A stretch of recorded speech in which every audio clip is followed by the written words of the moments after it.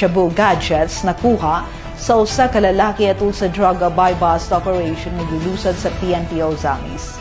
Si Glenn Ray Roluna alang sa report. Nasikop sa mga kapulisan sa Ozamis tadtog Sabado sa gabi ang usa ka 26 anyos nga si Clenjan Tinamisan Pugoy, residente sa Burok 5, Barangay Pulot, atol sa usa ka drug buy-bust operation nga gipaygayon sa Gallardo Street corner Recto Street ning syudad.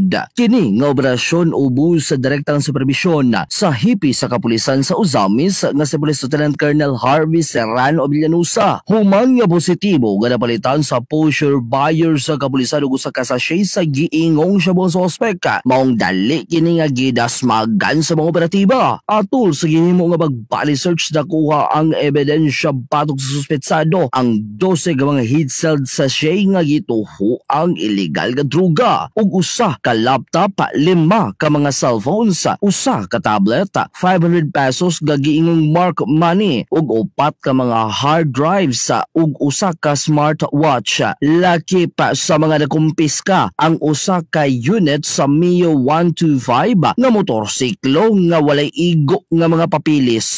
Samtang sa investigasyon sa mga otoridad gikumpirmar sa tag-iya sa laptop nga taga-barangay Bacolod nga gilungkab kini dato Biyerkules. Padayon garon nga gitino sa kapulisan ang uban pa nga mga posible nga mga kaso nga atubangon sa suspek gawas sa pagpamaligya ug paghupot sa illegal nga droga. Kini nga laing accomplishments sa kapulisan sa kampanya Batok Illegal nga Droga nagpamatuod lamang sa kanunay nga gibungat ni Mayor Indy Wominal Jr. ngadto sa mga individual kinsa nagtinguha nga magbuhat og illegal og daotan dinhi sa dakbayan nga walay luna ug masikop gayud sa kapulisan. Tungod kay ang PNP Ozamis ang aktibo nga nagpatunhay sa kalinaw ug kahusay ning dakbayan.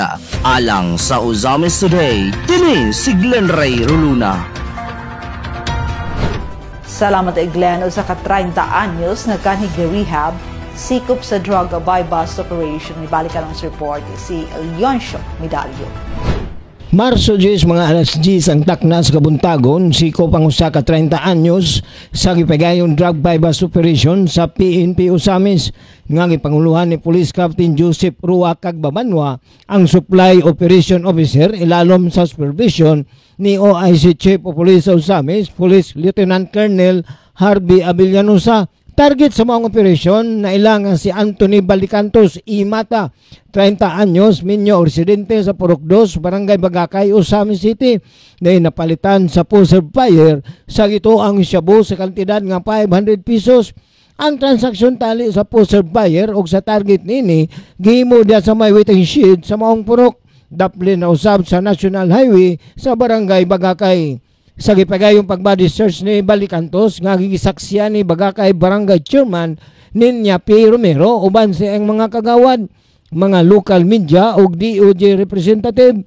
Nakuha gikan sa iyang posisyon ang siyam kagagmayng sasi nga adunay sulod sa gituang shabu, 500 peso bill nga mga gigamit nga mark money.